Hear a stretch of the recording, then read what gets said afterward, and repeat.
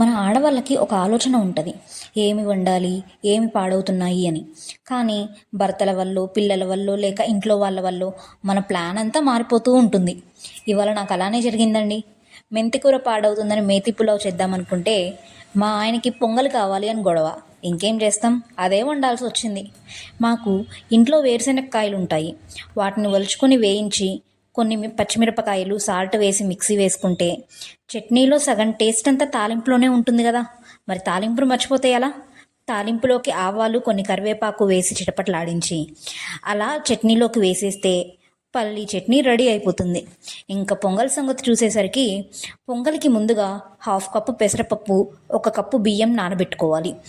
అది నానే లోపల పచ్చిమిర్చి, అల్లం, మిరియాలు, కరివేపాకు అన్నీ సిద్ధం చేసుకోవాలి. కుక్కర్లో నూనె వేసి సిద్ధం చేసుకొని పచ్చిమిర్చి, మిరపకాయలు వేసి వేగాక నానబెట్టినవి, అంటే 1 కప్పు బియ్యానికి 5-6 కప్పులు వాటర్ పడుతుందన్నమాట. అవి వేశాక అందులోకి సాల్ట్, పసుపు వేసి 5-6 విజిల్స్ రానివ్వాలి. అంతే, వేడి వేడి పొంగలి రెడీ. దీన్నే కొంతమంది కట్టె పొంగలి అంటారు, వేన్ పొంగల్ అంటారు, కారా పొంగల్ అని కూడా అంటారు.